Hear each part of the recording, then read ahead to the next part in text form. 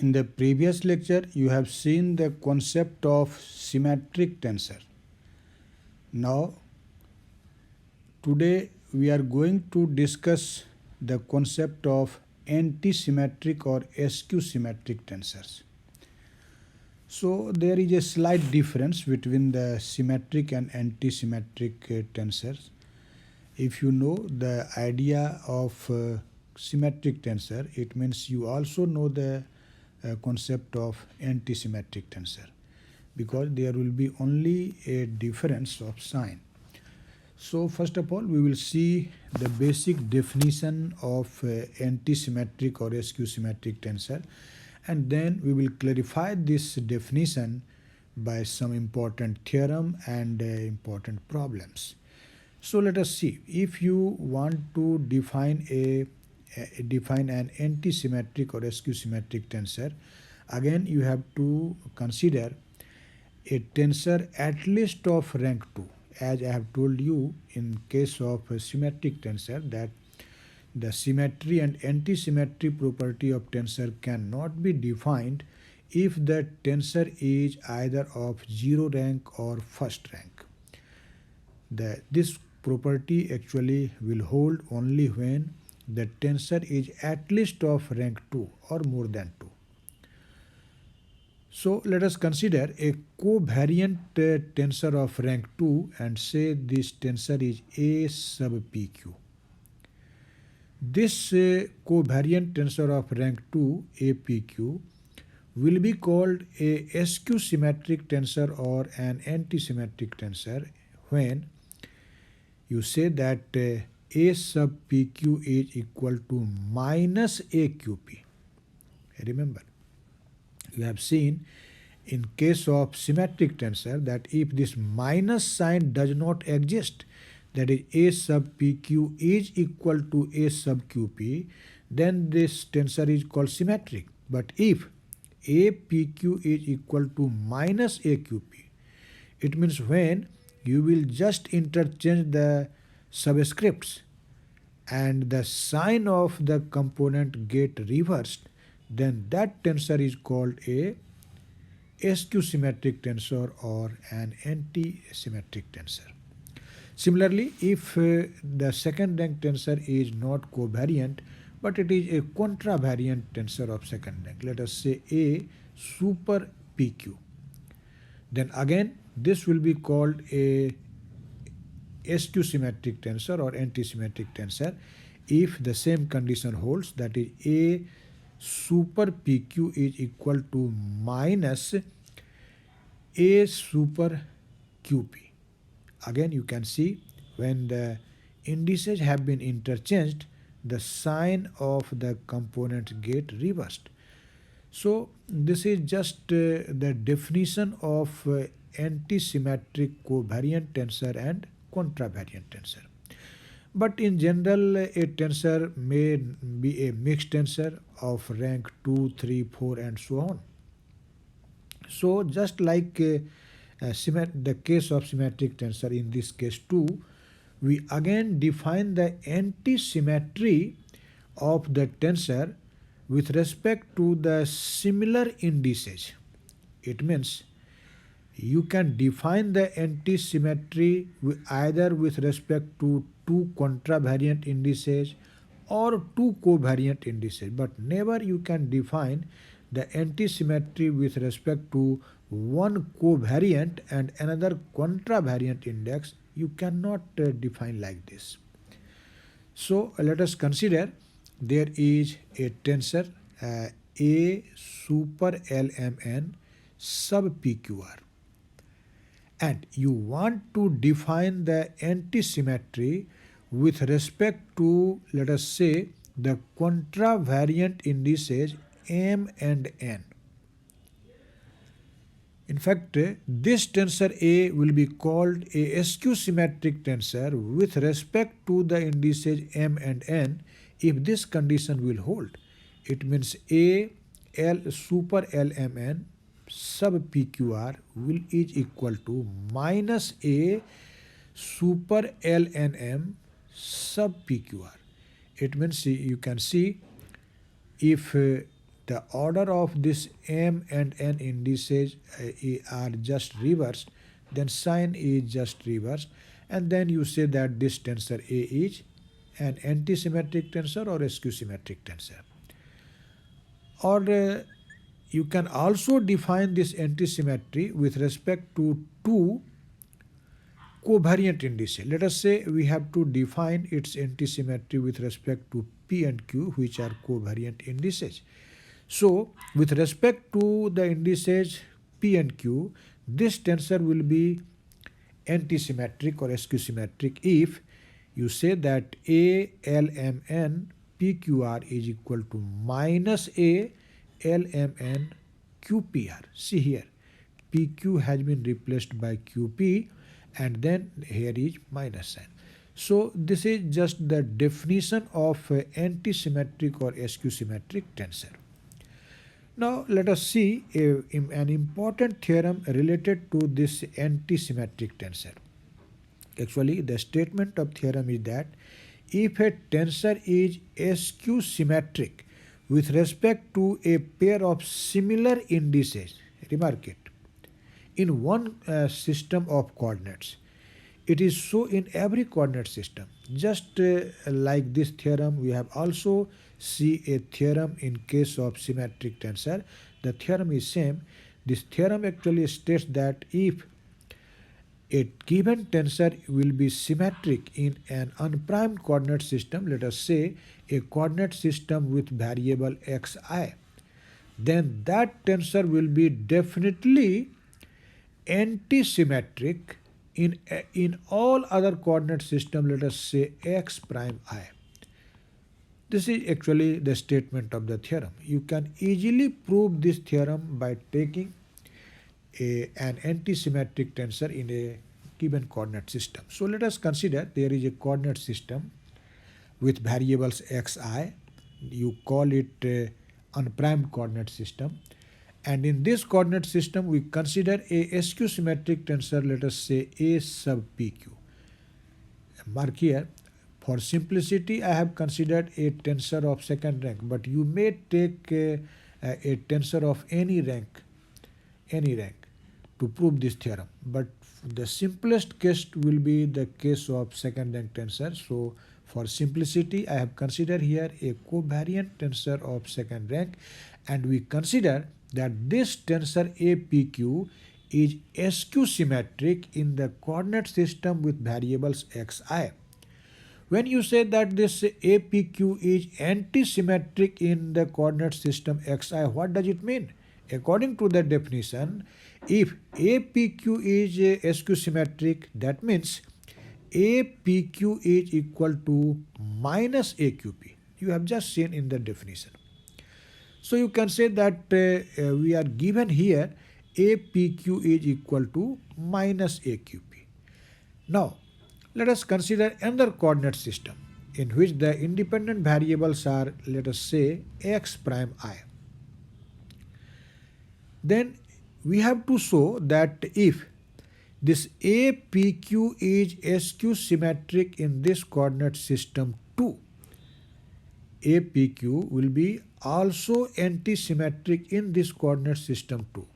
When you say that in this coordinate system x prime I, this APQ is also antisymmetric, it means the components of APQ in this coordinate system with variables x prime I are if A prime PQ, then this A prime PQ is also equal to minus A prime minus A prime QP, not PQ, minus A prime QP. We have to show this. It means, in brief, you can say if APQ is equal to minus AQP, then we have to show that A prime PQ is also equal to minus A prime QP. This we have to show. You can prove this theorem in a simple step following the rule of the law of the transformation of a second rank covariant tensor.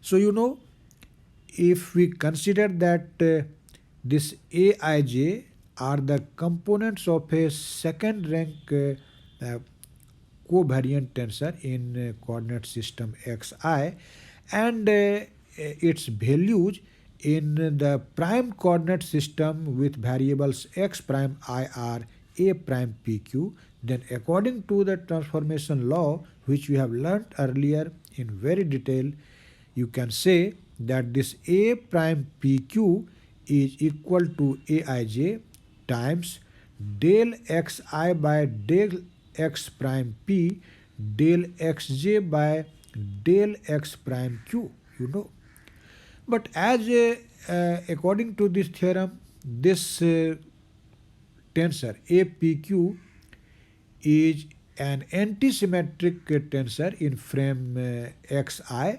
So you have written in this equation 1 that APQ is equal to minus AQP. So since Aij are the components of the given tensor in frame xi, and in this frame you have assumed that this tensor is antisymmetric, so this Aij will be equal to minus Aji in accordance with this equation 1. And just here I have arranged the term. I have first written del xj by del x prime q, and then we have written del xi by del x prime p. But see this last equation. What is this? If you have the law of transformation of second rank covariant tensor in your mind, then you can easily say that this RHS is nothing, this is simply A prime QP, you can say. So you can see A prime PQ is now equal to minus A prime QP, and this was actually to prove in this theorem. So finally you can conclude that if a tensor is antisymmetric with respect to the given pair of indices in one coordinate system, then that tensor will be also antisymmetric in another coordinate system, all another coordinate system with respect to the same indices. I hope you have understand this important theorem. Now, let us solve an important problem. In this problem, we have to show that if a mixed tensor A super P sub Q, APQ, is symmetric in one coordinate system, then it is not symmetric. Mark this, it is not symmetric in any other coordinate system in general. It means the problem says that we have to show that if a mixed tensor of second rank APQ is symmetric in one coordinate system, then it is not necessary that it will be symmetric in other coordinate system. So let us see how we can solve this problem. By using the law of transformation, you can easily solve it. So let us consider that this APQ, that is the given tensor, is actually the components of a mixed tensor in the coordinate system with variables xi. Let us say. So let A super P sub Q be a symmetric tensor. Symmetric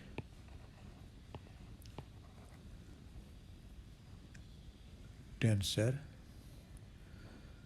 in frame or coordinate system with variables xi, so that since this tensor is symmetric in this coordinate system, so according to the definition of symmetric tensor, you have studied this symmetric tensor in the previous lecture. this APQ will be equal to AQP. APQ is equal to AQP. AQP. This is just the definition of symmetric tensor. Now let another coordinate system. Let x prime I be another coordinate system. Another coordinate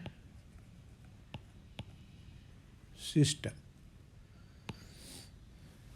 In fact, in this coordinate system, if you want to find the components of this given tensor, then you can say that A prime super P sub Q is equal to Aij. Now, the remaining terms you can easily say. This will be del x prime P. Remember the transformation law, by del xi times del xj by del x prime q. Del x prime q. Let us say this is equation 1. Now, let us just interchange the superscript and the subscript. It means the the indices P and Q are just interchanged. It means we will write Q at the place of P and P at the place of Q. And since this tensor is symmetric in the coordinate system xi, so this Aij is equal to Aji. We know this, Aji. So you can interchange I and j, because after interchanging I and j, the tensor will not change in accordance with our supposition. So you can say now interchanging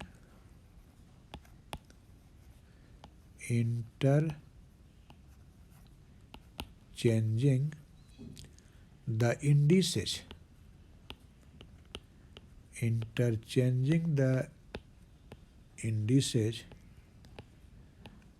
P and Q and also I and j in equation 1. What will be your result? You can see this will be A prime QP. A prime QP. And this will be A Ji. Now see, here there is del x prime P. Now P will be written Q. So this will be del x prime Q by del x I. But I will be replaced by j. So you can write this will be del x prime q by del x j. Instead of I, now we will write j. Now the second factor is del xj. I will be replaced, j will be replaced by I and q will be replaced by p. So this will be del xi by del x prime p.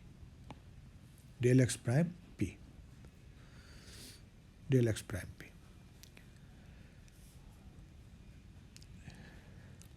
Now, we know that this Aji and Aij both are equal, you know this, and so again you can write here Aij, again you can write, or there is no need to write that, so let us say this is equation 2. Now see the equation 1 and 2 and you find from equation 1 and 2 that this Aij is equal to Aji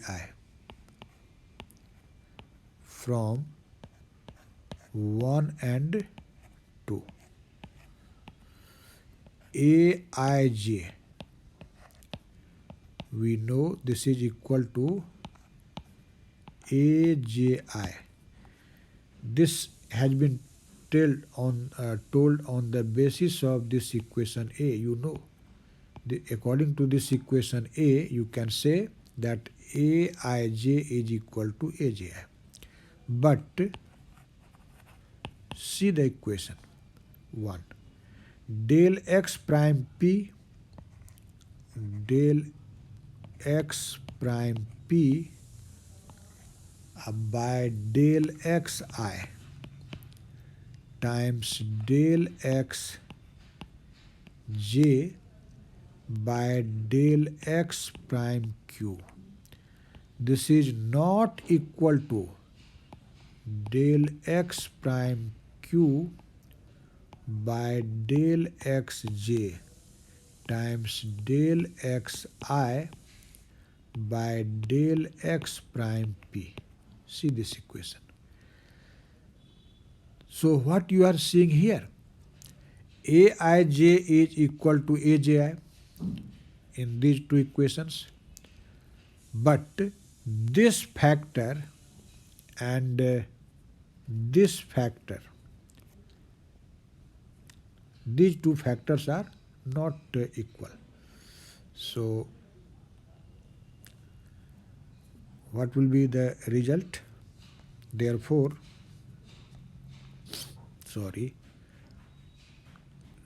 page is itself turned.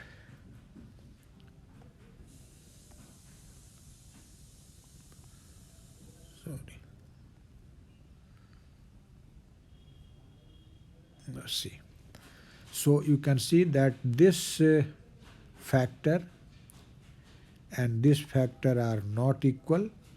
It means this factor of equation 2 and this factor of equation 1 are not same. And so from 1 and 2,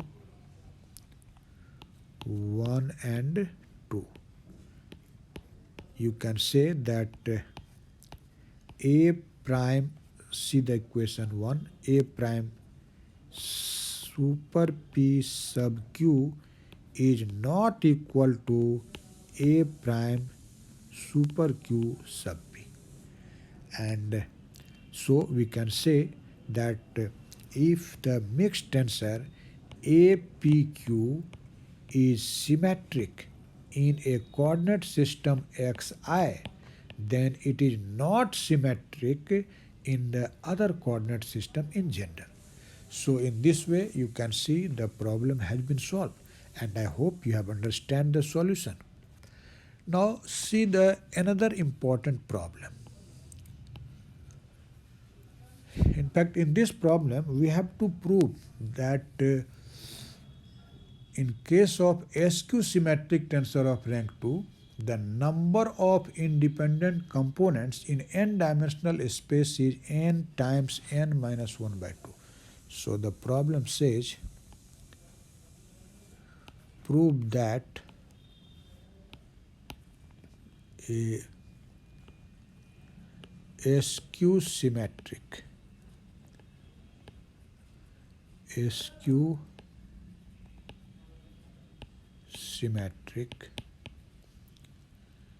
tensor of rank 2 has n into n minus 1 over 2 independent components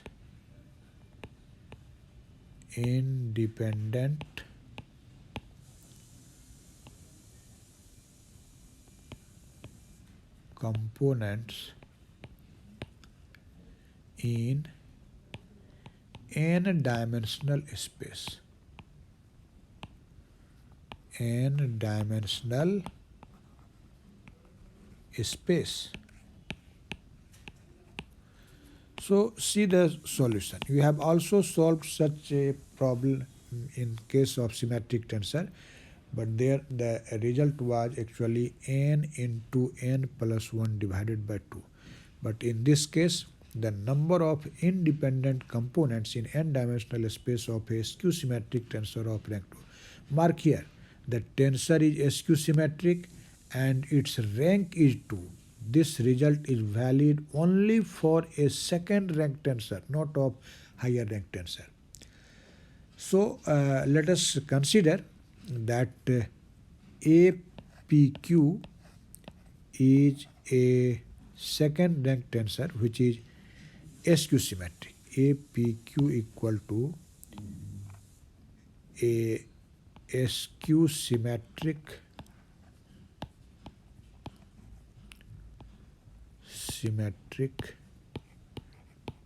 tensor. Now, in n-dimensional space, you know the total number of components of a second rank tensor in n-dimensional space will be equal to n square. So, total number of components. You have seen this thing in the earlier lectures. Total number of components in n-dimensional space. N-dimensional space. You know, we simply raise the rank of the tensor on the dimension of a space, then you get the total number of components. So here n is dimension of a space and 2 is rank of the tensor. So n square is the total number of components. And these components of APQ can be expressed in matrix form. You know, in matrix form you write these components like this.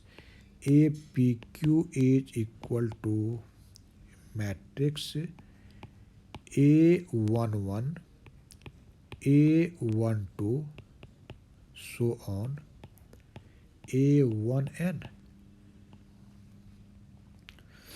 Again, A21, A22, so on, A2n.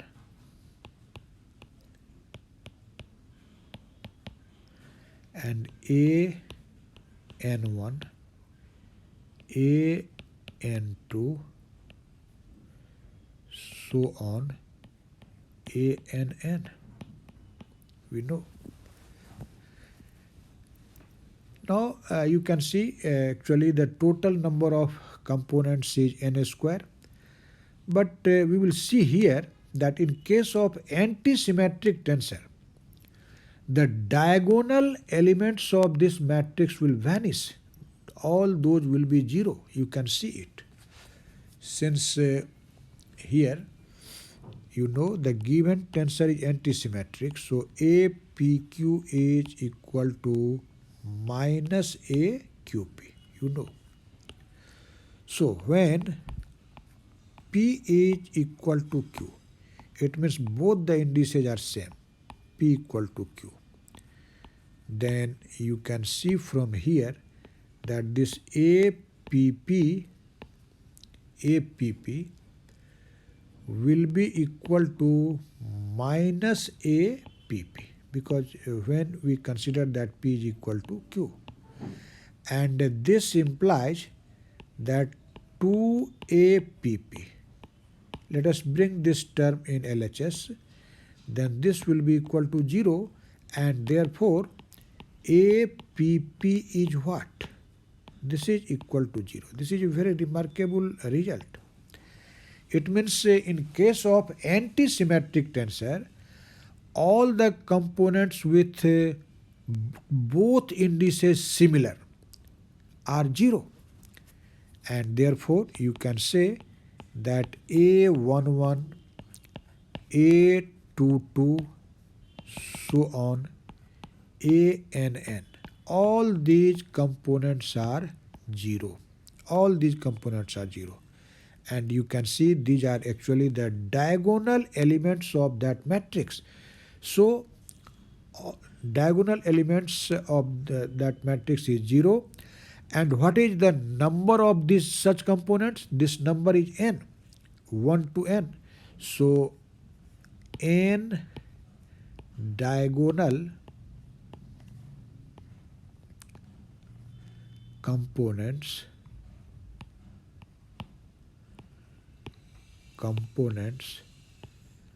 are 0. So and the other components which have different indices are not equal, they are unequal, you know. And that's why, since there are total n square components, you can see here, and among these n square components, n components vanish, which are actually the diagonal elements of this matrix. Therefore, the remaining total number of independent components of this second rank tensor, antisymmetric tensor, will be what? That will be n square minus n. So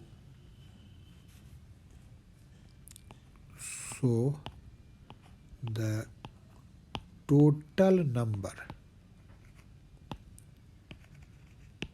of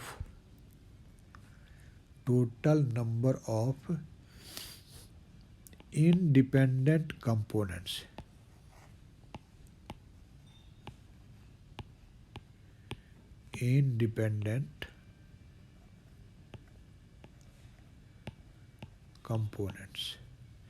and all those components were off diagonal elements, that is the off diagonal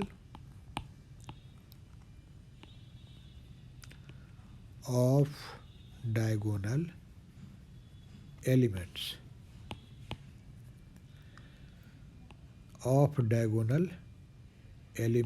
of the matrix. What will be that?